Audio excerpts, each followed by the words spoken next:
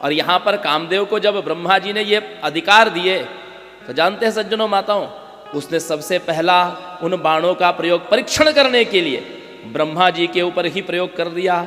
वहां जो उनके पुत्र आदि मरीचि आदि ऋषि थे उनके ऊपर ही उन बाणों का उसने प्रयोग कर दिया कामदेव ने।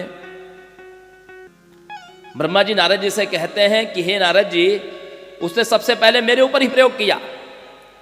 इति संचित्य मनसा निश्चित्य च मनोभवः पुष्पजं पुष्पजातस्य योजयामास्य मार्गणैः।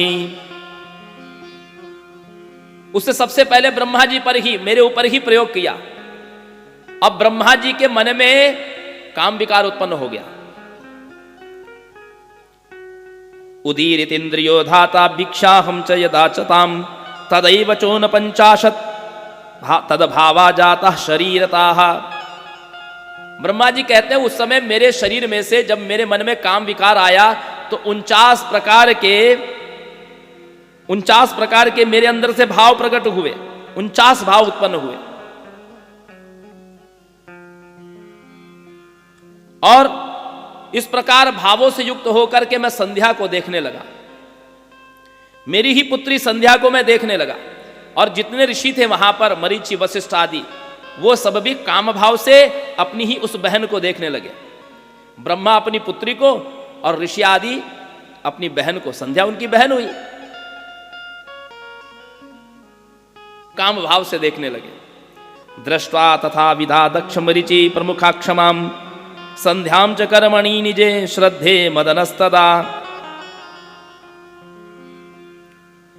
ब्रह्मा के पुत्रों ने विचार किया, भगवान सदाशिव का ध्यान किया।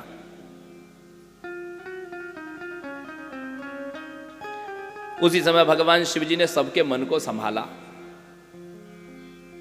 भगवान शिव प्रकट होकर के भगवान शिव ने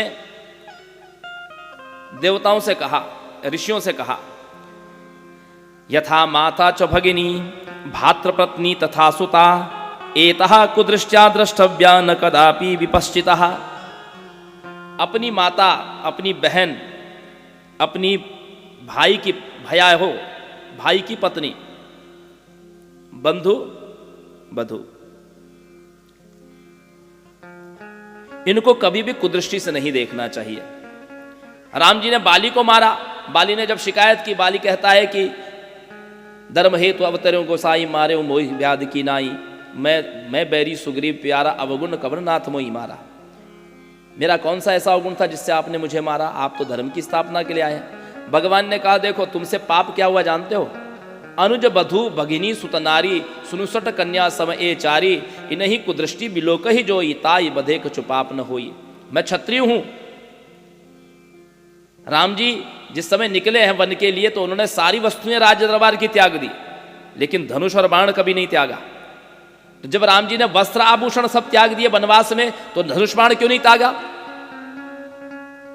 इसलिए कि पहली बात, धनुष और बाण उनको दिया था राजा जनक ने, यह महाराज दशरथ की संपत्ति नहीं थी। और दूसरी बात, किसी भी क्षत्रिय के लिए धनुष और शस्त्र का त्याग वर्जित है किसी भी परिस्थिति में।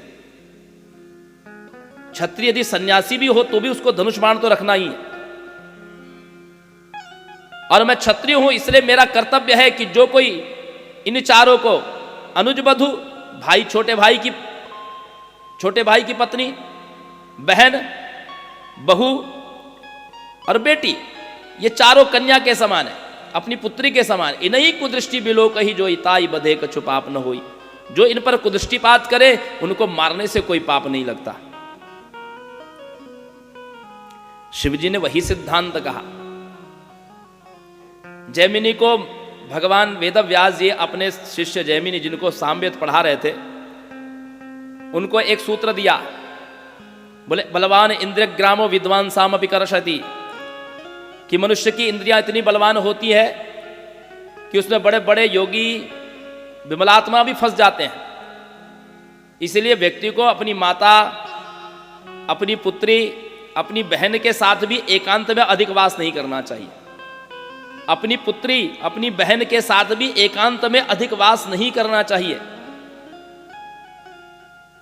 क्योंकि मनुष्य की इंद्रियां बलवान होती हैं। जैमिनी ने कहा कि ऐसा कैसे संभव है? अरे माता और बहन और बेटी के साथ में तो व्यक्ति का वैसा भाव होता ही नहीं, कोई बात नहीं। अभी जैमिनी गुरु जी के आश्रम में से निकले थे, सायंकाल हो गई, रात्रि के समय एक नववधू आई। उसने कहा कि मेरा अभी अभी विवाह हुआ है और मेरे पति को और बारातियों को डाकुओं ने मार दिया, मुझे कोई आश्रय चाहिए, मैं सुबह चली जाऊंगी। जैमिनी ने कहा देखो कि आश्रम में स्त्रियों का प्रवेश वर्जित है, तथापि तुम ऐसा करो, उस कुटिया में, सामने वाली कुटिया में ठहर जाओ। और देखो यहाँ पर वन में, ये आश्रम वन में है, यहाँ पर अनेक प्रकार के राक्षस आदि भी रहते हैं, इसीलिए कुटिया का द्वार भीतर से बंद करके रखना, कोई देखने ना पाए, कोई आने ना पाए, सुबह होते ही तुम अपने गंतव्य पर चली जाना। जैमिनी ने कहा। एक बार दृष्टि जैमिनी की पड़ गई उस नववधू पर।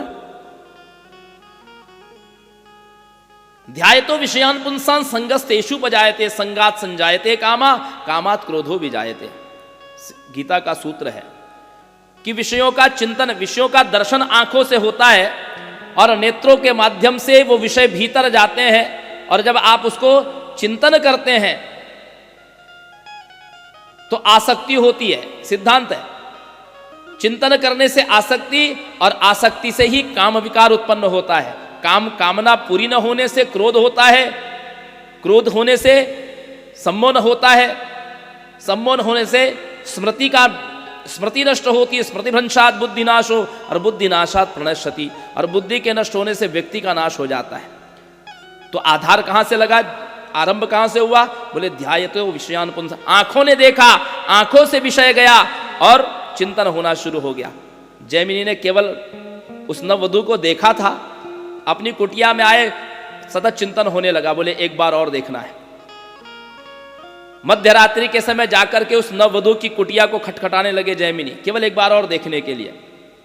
उसने कहा कि नहीं मुनिवर, मुझे जैमिनी ऋषि ने, जैमिनी से कह रही है वो नववधू कि मुझे मुनिवर ने कहा है कि यहाँ पर अनेक प्रकार के राक्षस मायावी रहते हैं, मुझे लगता है कि आप भी कोई मायावी राक्षस हो जो जैमिनी का रूप बना करके उनकी आवाज़ निकाल करके बोल रहे हो।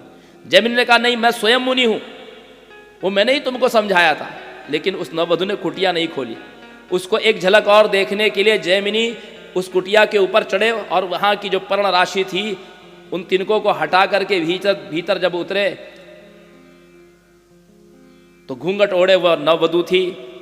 एक बार उसकी रूप राशि को देखने के लिए जो ही घूंघट उठाया तो देखते हैं कि वेदव्यास जी बैठे हैं, गुरु जी बैठे हैं। वेदव्यास जी ने कहा अब तो लिखोगे, अब तो इस सूत्र को लिखोगे, बलवान इंद्रियग्रामो विद्वांसाम अपि कर्षयति। जैमिनी ने कहा ठीक है, इस सूत्र को लिखूंगा कि मनुष्य की इंद्रियां अत्यंत बलवान होती है, उसको अपनी माता, अपनी बहन, अपनी बेटी के साथ में भी एकांत में अधिक देर वास नहीं करना चाहिए।